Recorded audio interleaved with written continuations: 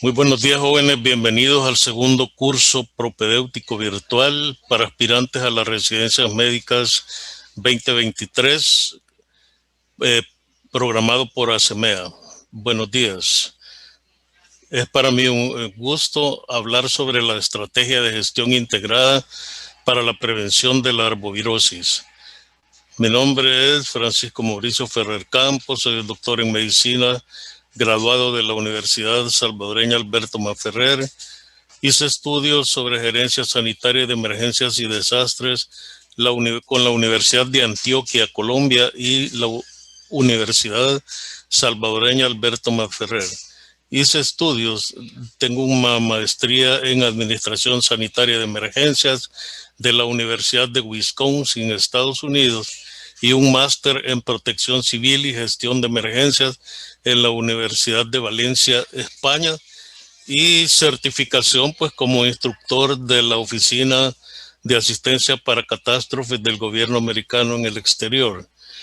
Es importante hablar sobre esta temática de la estrategia de gestión para la prevención de la arbovirosis, ya que todas esas enfermedades que transmiten los artrópodos y se denominan arbovirosis constituyen un riesgo potencial para convertirse en epidemias, y por lo tanto, cuando éstas se convierten en epidemias, conforman lo que se llaman las pandemias y representan una gran amenaza. Esto pues se ha dado a nivel mundial, esa situación de las arbovirosis. Decimos que la estrategia de la gestión integrada de prevención y control de las enfermedades producidas por arbovirosis está basada en documentos técnicos de la Organización Panamericana de la Salud, Organización Mundial de la Salud, y eso surgió como primera estrategia lo del dengue publicado por ellos mismos.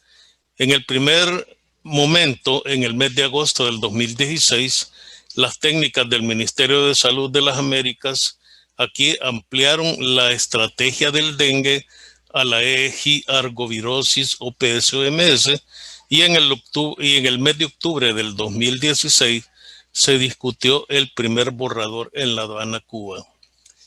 Decimos que después de esto hubo un segundo momento importante, y fue en el 2018 un taller regional de 14 países de América Latina y personal de la OPS y OMS que ajustaron el documento técnico de la estrategia arbovirosis, y se incluye un nuevo componente que es el del medio ambiente. Aquí se llegó a la concreción de que la parte ambiental juega un papel fundamental en la transmisión epidemiológica de la arbovirosis en las Américas. El dengue ha circulado por más de 400 años. En el 2000 aumentó sin precedentes con la circulación de 4 serotipos, 1, 2, 3 y 4. Se dice que el serotipo 2 es el más violento y que ha generado mayor cantidad de casos, ¿verdad? Y también de casos muy graves. Y se han reportado 19 millones de casos graves y 10,000 muertes. El dengue es la enfermedad arboviral más prevalente de las Américas. En el contexto epidemiológico de la arbovirosis en las Américas, se ha visto afectado por otros arbovirosis, tales como la chikungunya y el Zika. No se tiene una fecha exacta de la aparición del Zika, pero en el año 2014 aparecieron pacientes con erupciones de piel al norte de Brasil, y se considera que fue a partir del 2014 que se dio ya oficialmente por aparecido el Zika. En el mayo del 2015, autoridades de Brasil anuncian oficialmente la aparición, y en 1947 en Uganda se ha documentado que ya existía el Zika. Dentro de los antecedentes de la estrategia y dengue y de la EGI arbovirus, en el desarrollo del arbovirus de parte de una historia de la cooperación técnica OPS-OMS y los países del territorio de las Américas y se basa en lecciones aprendidas del dengue. El dengue ha sido una de las enfermedades que ha proporcionado una buena cantidad de que ha aportado una buena cantidad de elementos para dar seguimiento a la estrategia de los arbovirus. En 1947, en el primer consejo de la OPS, en la resolución CD1R1 del dengue, y en 1962 a 72 los programas perdieron eficiencia ya que no se le dio prioridad. En los años 90 se aprobaron las resoluciones R2 y CD 39 R11. Este fue el documento que sirvió de base y en 1996 se toma la estrategia para el control vectorial. En el año 2001, en el mes de septiembre, en el 43 Consejo Directivo de la OPS-OMS, se agregó la resolución CD 43R4 y esta resolución pretendió fortalecer las medidas de comunicación social con un enfoque al cambio de conducta de la población. Incitó a la población pues a dar su apoyo en el combate a esta enfermedad por medio de las medidas preventivas. En el año 2003, la OPS y la OMS apoya la resolución CO44 y adoptó la estrategia del dengue como parte de toda la estrategia fundamental. O sea que, como les decía anteriormente, el dengue ha sido base importante en la promoción de las arbovirosis. En junio del 2016, la OPS, en la 158 sesión del Comité Ejecutivo, recomendó impulsar estas estrategias y en el 2016 se apertura la EGI Arbovirosis para enfocar un trabajo programático. Dentro de las líneas estratégicas de acción más importantes que se han difundido es promover el enfoque integrado para el control de las arbovirosis y fortalecer los servicios de salud en cuanto a su capacidad para el diagnóstico diferencial y el manejo clínico de las arbovirosis. Esto fue importante y luego comenzó a evaluar y fortalecer la capacidad de la vigilancia y el control integrado de los vectores en los países. Se estableció y fortaleció la capacidad técnica de las redes de laboratorio de diagnóstico de arbovirus en la región de las Américas, llamado RELDA, ¿verdad? Red de Laboratorios de Arbovirosis. En todos los países se hicieron capacitaciones promovidas por la OPS-OMS y se implementaron estos laboratorios para favorecer y controlar, ¿verdad?, el proceso de los arbovirus. Dentro de los componentes de la estrategia de arbovirosis de la OMS está la gestión, mencionamos la epidemiología, el manejo integrado de los vectores, la atención al paciente y el laboratorio que se consolidó con la RELDA. Hay un eje transversal común para cada componente, pero todos tienen una función importante, como es la investigación operacional y comunicación para el cambio de conducta y factores facilitadores. Yo creo que aquí es donde la población, las comunidades organizadas y no organizadas deben de jugar un papel importantísimo, ¿verdad? Ya que depende de la parte conductual la proliferación de estos vectores. También existe la abogacía como movilización de recursos, las alianzas de desarrollo de capacidades y el monitoreo y la evaluación. En las estrategias de gestión integrada para la prevención y control de estas enfermedades también tenemos también la línea estratégica de acción 1, que trata de enfoques integrados de prevención y control. La 2, fortalecer los servicios de salud. La 3, la evaluación del fortalecimiento de capacidades para vigilancia integrada en el manejo de vectores. Y la 4, que es la evaluación y fortalecimiento de las capacidades de laboratorio y atención al paciente, así como la parte epidemiológica. Dentro de la principal meta que propone la estrategia EGI Arbovirus es contribuir a la reducción de la carga de células de enfermedades ocasionadas por arbovirus en el marco de los objetivos del desarrollo sostenible del Programa de las Naciones Unidas para el Desarrollo. Entonces, el propósito principal de todo esto es la implementación de la estrategia de gestión para la prevención y el control de las enfermedades arbovirales en los países de la región, contemplando la promoción de la salud, la prevención, la vigilancia, prevención y control de las enfermedades arbovirales con el fin de reducir la mortalidad, los efectos agudos y crónicos y los defectos congénitos y muertes causadas por las patologías. Por ejemplo, yo quisiera en este punto mencionar que el apoyo que la comunidad da para la prevención de las enfermedades arbovirales, lógico es que la participación comunitaria y la participación de las autoridades locales juegan un papel fundamental. Yo quisiera mencionarles que aquí en nuestro país existe un municipio en donde todas las enfermedades arbovirales han sido eliminadas, ¿verdad? Y es San José Guayabal, en donde se propició campañas educativas, campañas de fumigación, de eliminación de criaderos.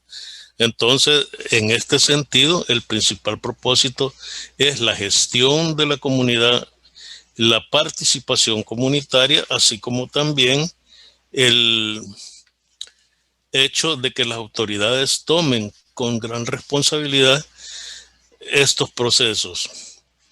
Dentro de la gestión se ha implementado en la EGI Arbovirosis la toma de decisiones en los niveles político, estratégicos y operativos.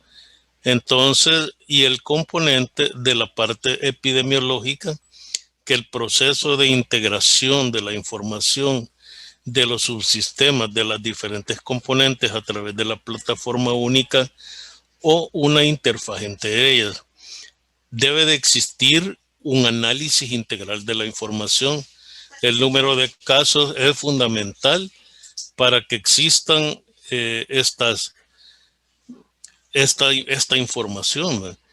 El análisis debe haber una integralidad de la información y deben generarse acciones de prevención y control basadas en la información generada. Dentro de los objetivos del sistema de vigilancia epidemiológica integrada de arbovirosis, hay que identificar de manera oportuna la aparición de pandemias y epidemias. Debemos de pensar, como les dije al principio, que los arbovirus corren un alto nivel de riesgo, tienen un alto nivel de riesgo debido a que las epidemias se pueden convertir en pandemias de mayor magnitud. Es importante suministrar datos para la evaluación del impacto social y económico de las comunidades afectadas y monitorear esa tendencia de distribución y propagación del dengue, el chikungunya y el Zika en tiempo, lugar y persona. Hay que describir la circulación de los diferentes serotipos, linajes del dengue, Chik y Zika y su posible correlación con los casos ocurridos en el mismo periodo. La integración del análisis epidemiológico y la información procedente de la vigilancia ambiental, clínica y de laboratorio, así como la entomológica. El efecto de monitorear la actividad del manejo clínico y mejorar la caracterización clínica de las enfermedades. Es importante detectar y caracterizar las muertes por dengue, Zika y Zika, así como la vigilancia en poblaciones de riesgo, las mujeres embarazadas y de otro tipo de complicaciones que los arbovirus nos generan. Es importante brindar la información necesaria que permita evaluar la efectividad de los programas de prevención y control del dengue, chikungunya y Zika para facilitar la planificación y asignación de recursos atendiendo las lecciones aprendidas de la evaluación del dengue en los diferentes países. Como les decía, desde el inicio, todo lo que se hizo para el dengue sirvió de mucho para recopilar información, para generar normas, políticas y estrategias en las otras dos, pero la que inicialmente contribuyó fue la EGI del dengue. Es importante generar información que nos permita tomar decisiones oportunas para las acciones de prevención y control de las enfermedades arbovirales. También en cuanto a la atención al paciente, es de suma importancia mejorar el diagnóstico clínico y diferenciar y manejar de manera oportuna los casos graves de dengue, Zika y Zika para evitar las muertes por estos arbovirus. Se cree que es de mayor importancia mejorar la capacidad resolutiva de los servicios de nivel primario y secundario para reducir la saturación del nivel hospitalario, un elemento que muchas veces impide el manejo adecuado del paciente que se encuentra en estado grave. Es también de gran importancia mejorar la información y la organización, así como la reorganización de los servicios de salud durante los brotes y las epidemias, manteniendo planes de contingencia actualizados y aplicándolos en los países endémicos para prevenir la muerte por estas enfermedades. Se cree también que es importante desarrollar y fortalecer la capacidad del personal asistencial, establecer garantías de calidad en los servicios, tanto en el sector salud como en el público y en el privado. Aquí no debemos de establecer diferenciaciones, ya que un paciente que sea atendido tanto en el nivel nacional o en el nivel privado es un foco importante de diseminación de esta enfermedad cuando no se toman las medidas preventivas adecuadas. Decimos que también el material de capacitación fundamental científicamente implementarlo manteniendo un plan de educación continua al personal de salud, al personal comunitario, a las directivas comunitarias. Es importante mantener un proceso de capacitación, ¿verdad? Durante la primera semana después de una defunción debe de venir una investigación epidemiológica y se considera importante incluir datos de autopsias con el fin de establecer la causa primaria del evento.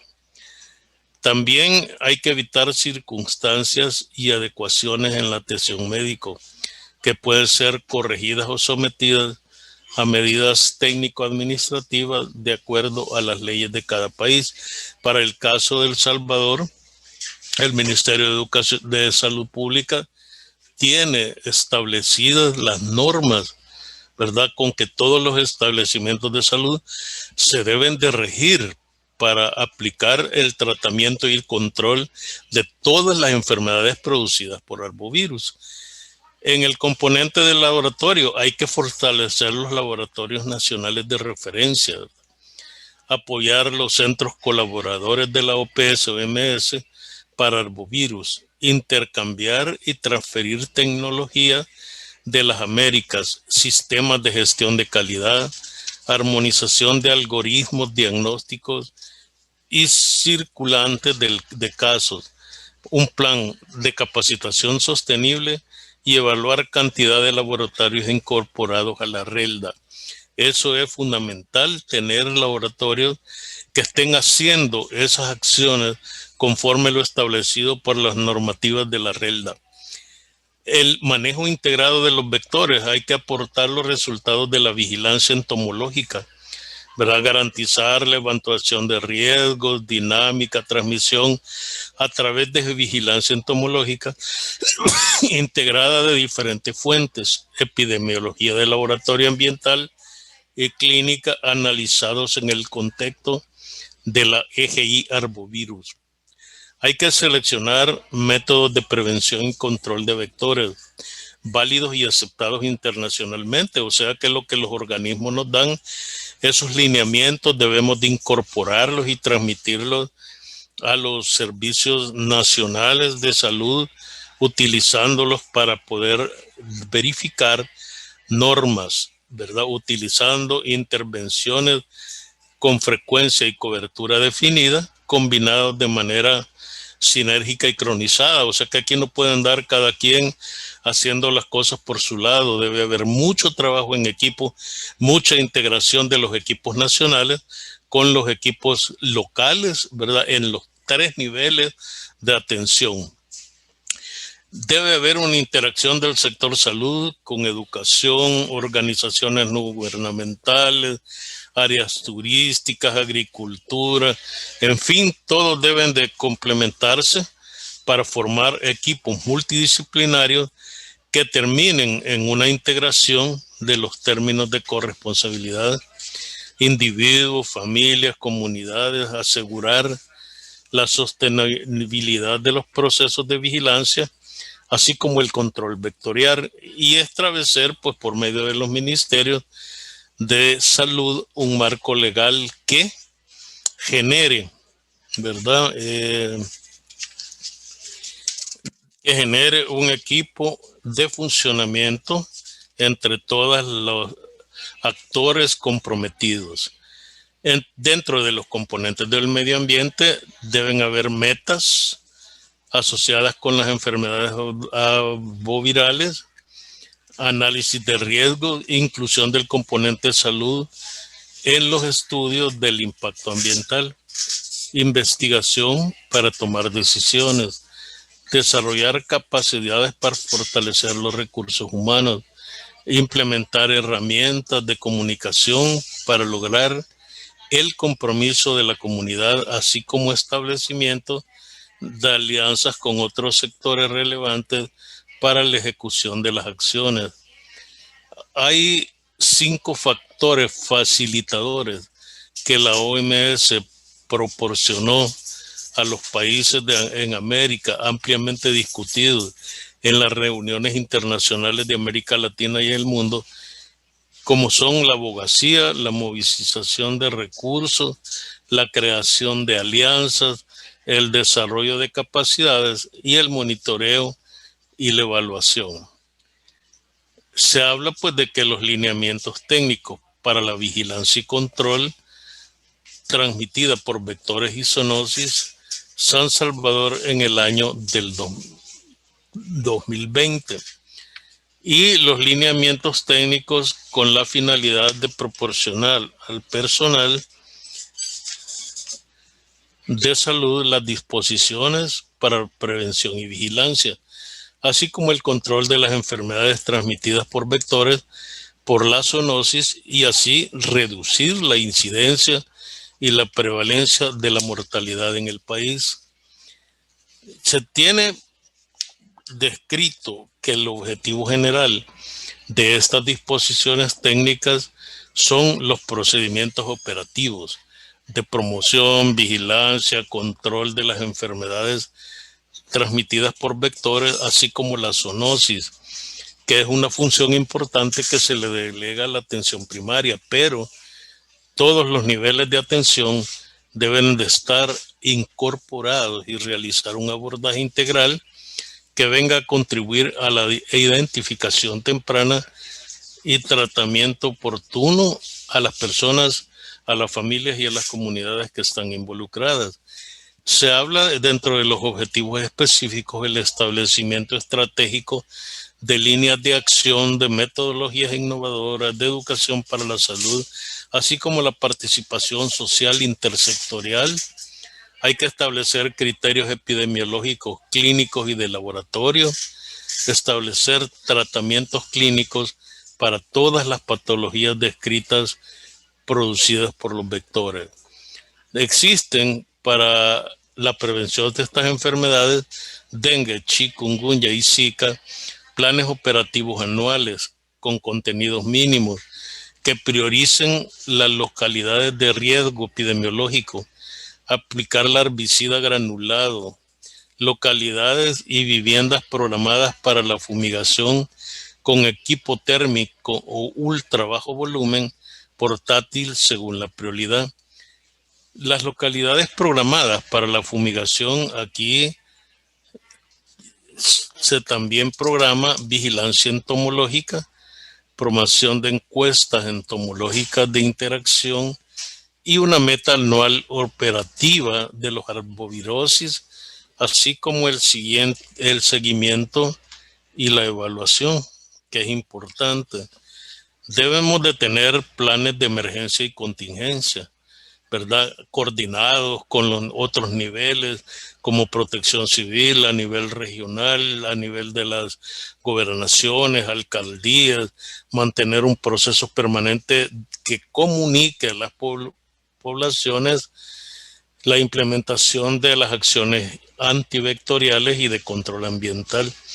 También es importante fortalecer el manejo clínico para reducir la morbimortalidad por estos casos y mantener permanentemente un monitoreo y una evaluación constante que permita cómo se van desarrollando estas acciones. Dentro de los equipos, suministros, insumos y materiales, debe haber una planificación de todo, cómo vamos a tener suficiente material para distribuir a los distintos niveles de salud, así como la forma en que vamos a almacenar, ¿verdad? Y proteger estos suministros contra los vectores para que estos puedan dar su efectividad completa. En la promoción de la salud, que es un componente fundamental, la educación para la salud, la comunicación en salud, hay que difundir mensajes preventivos para que la gente aprenda cómo manejarse cuando aparecen estos casos en las comunidades. Y como para toda contingencia, la organización comunitaria, así como la participación social y el involucramiento de la intersectorialidad, ya que todos tenemos obligación de participar en estos procesos. La educación para la salud, hay que tener modelos educativos, ¿verdad? Ya definidos para hacer esas acciones, que haya una comunicación en salud permanente, mantener material educativo y, como dijimos anteriormente, la intersectorialidad, que es básica y fundamental. Dentro de la vigilancia sanitaria podemos mencionar actividades integradas conjuntamente con la vigilancia epidemiológica. Aquí media vez se requiere que haya el aparecimiento de un caso, debe de darse y tomarse las medidas de barrido, de vigilancia, de control, de seguimiento a aquellos pacientes que por alguna razón han sido afectados.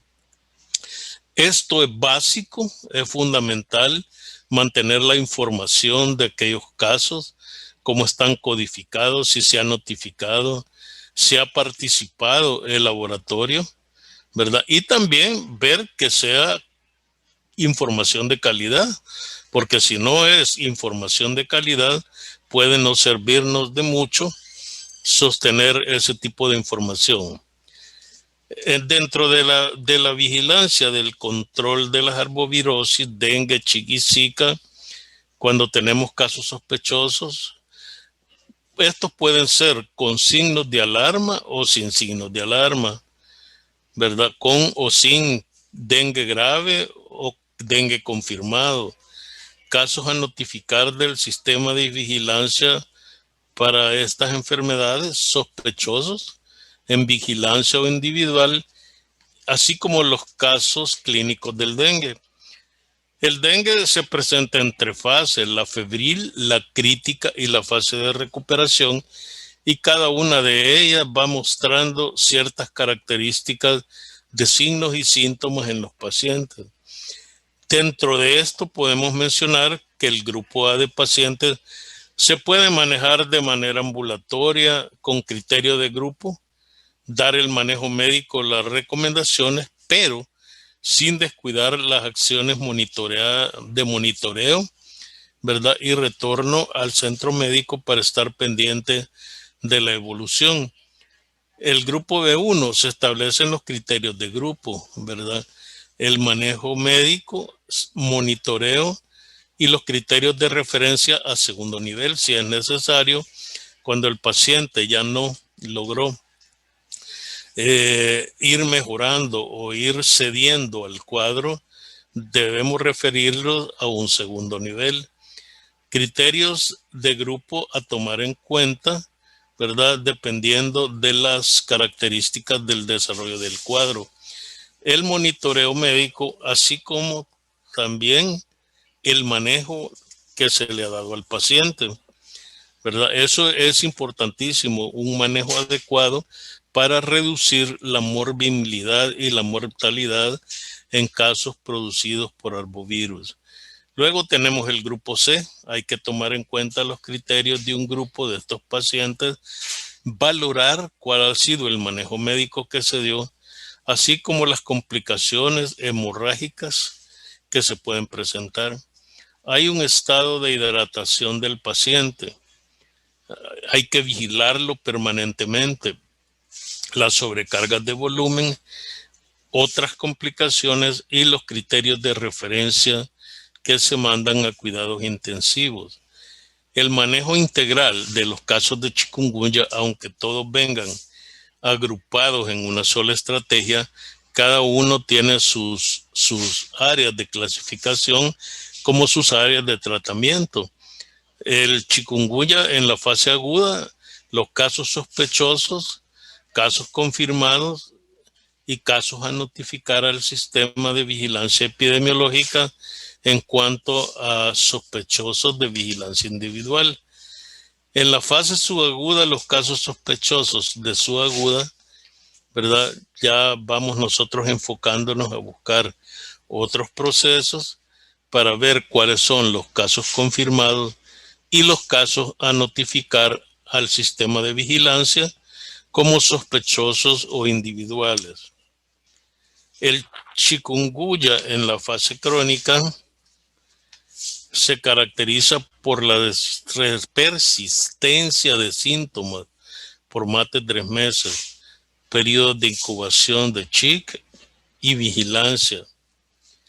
El tratamiento y manejo de pacientes con CHIC en fase aguda tiene sus características dependiendo de la fase, así será el tratamiento y el nivel de atención en que se dará respuesta a estos casos. El tratamiento en los niños hay que tener mucho cuidado y así como estimar el buen momento para establecer criterios de referencia a hospitales de segundo y tercer nivel. El manejo integral de los casos de Zika. Los casos sospechosos se manejan de una forma en el nivel más pequeño del sistema de salud. Los confirmados, vamos viendo cómo se va evolucionando. Se notifica obligatoriamente los casos sospechosos en vigilancia individual. Todos los casos que se den en los tres agentes deben de ser notificados, son de notificación obligatoria para que estos vayan pues dando respuesta a los sistemas de vigilancia, cómo se van a ir haciendo. Dentro de los agentes etiológicos, el grupo 4 del orden sin clasificar es el Flaviridae del género Flavivirus. Es de cadena simple, tiene 10.794 nucleótidos y 3.419 aminoácidos filogenéticamente relacionados con otros arbovirus. En África hay otros dos subtipos, ¿verdad?, que no están en América, y el continente americano circula el subtipo asiático, ¿verdad?, que es el que más casos ha generado en las Américas. Estos se transmiten a través de picaduras de Aedes aegypti y Aedes albopictus. Se ha reportado algunos casos de transmisión vertical, sexual y transfusión sanguínea. Debemos de tomar en consideración que a la hora de hacer una historia clínica debemos de verificar estas situaciones donde pueden provenir. Existen manifestaciones clínicas, signos y síntomas bien frecuentes como el exantema papular, pruriginosa con evolución cefalorraquídeo, miembros superiores e inferiores frecuentemente palmar y plantar y pueden producir decamación, conjuntivitis no purulenta, cefalea, mialgia, artralgia, altema, edema de manos y pies, así como el dolor retroorbitario, anorexia, vómito y diarrea. Estos son síntomas bastante sugestivos. Es importante dar un tratamiento adecuado en estos casos, como es reposo, mosquiteros en la fase febril, repelentes, líquidos, unos 6 vasos de 250 miligramos por día, los niños a libre demanda, acetaminofén, antihistamínicos y gotas refrescantes o lagrimales en los artificiales. Hay que tomar en cuenta que no es recomendable el uso de esteroides. El diagnóstico diferencial para cada una de estas enfermedades exantémicas maculopapulares, especialmente DEC y Zika, se debe de establecer con el sarampión, ya que hay síntomas muy parecidos, ¿verdad?, en cuanto a estas enfermedades con el sarampión. También hay que implementar las pruebas diagnósticas, muestras de laboratorio, u orina, síndrome de Guillain-Barré para estudio virológico y el líquido cefalorraquídeo a pacientes agudos con diagnóstico de Zika que cumplan definición de caso como la meningitis, la encefalitis y la meningoencefalitis aséptica. A los recién nacidos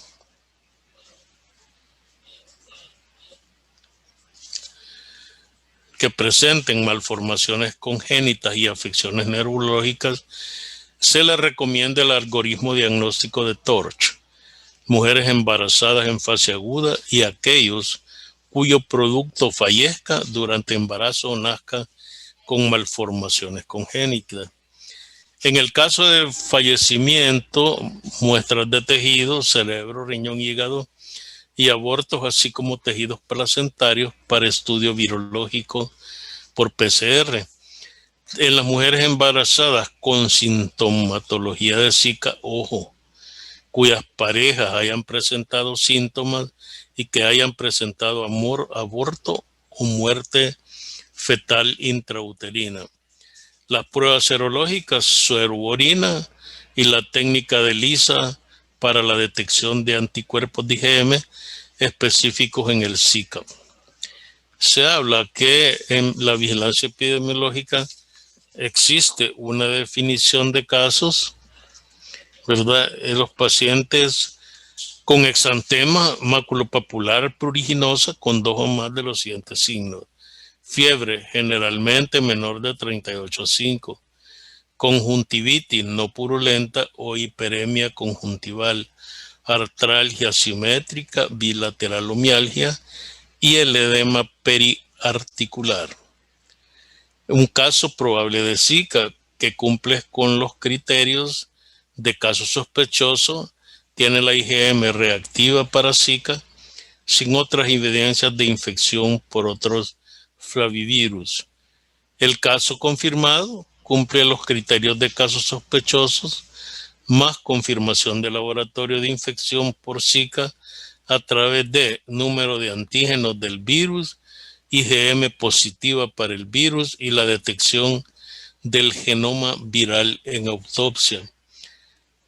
Debemos de tener mucho cuidado porque las mujeres embarazadas tienen bastantes situaciones un poco difíciles, ¿verdad? Para las cuales debemos de tomar en cuenta que el manejo de la embarazada con esta enfermedad no es diferente, pero acordémonos que son dos productos, es una persona y un producto, por lo cual debemos de tomar en consideración la vigilancia para estas pacientes. Si la enfermedad se presenta en las primeras semanas de gestación, hay que catalogarla como embarazo de alto riesgo y ser referida a segundo nivel de atención con ginecólogo. Se ha hablado mucho de la microcefalia.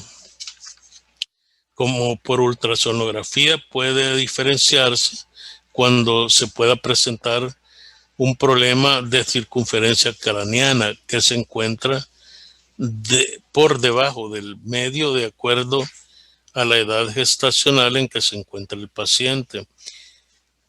Hay algunos casos en que los pacientes no presentan características propias de las enfermedades y hay retos para que la vigilancia epidemiológica tome en cuenta la falta de la sospecha clínica, amplio diagnóstico diferencial, confirmar por laboratorio y la elevada proporción de asintomáticos que podríamos tener en algunos casos. Aquí en estos cuadros se resumen ciertas características de las tres enfermedades, como por motivo de consulta, fiebre, exantema, prurito, conjuntivitis, las manifestaciones y la cefalea como el dolor retroarticular. Cada uno tiene características importantes. Este cuadro es de bastante utilidad para poder determinar los diferentes tipos de casos, de qué agente provienen, ¿verdad? Y de los tratamientos que hay que dar. Hay una serie de elementos a tomar en cuenta, en consideración, ¿verdad? Ver su frecuencia, si son poco frecuentes o muy frecuentes o poco frecuentes. Bueno, yo quisiera en primer lugar agradecer a la Asociación de Estudiantes ASEMEA darme la oportunidad por segunda ocasión de proporcionar pues esta información sobre la arbovirosis, que son enfermedades que se presentan con mucha frecuencia en nuestro país y que son parte del perfil epidemiológico de nuestras comunidades. A todos los examinandos en el periodo para el 2023 les deseo el mayor de los éxitos. Ojalá que logren coronar sus sueños de hacer las especialidades pues que más les parecen. Muchas gracias y tengan un feliz fin de semana.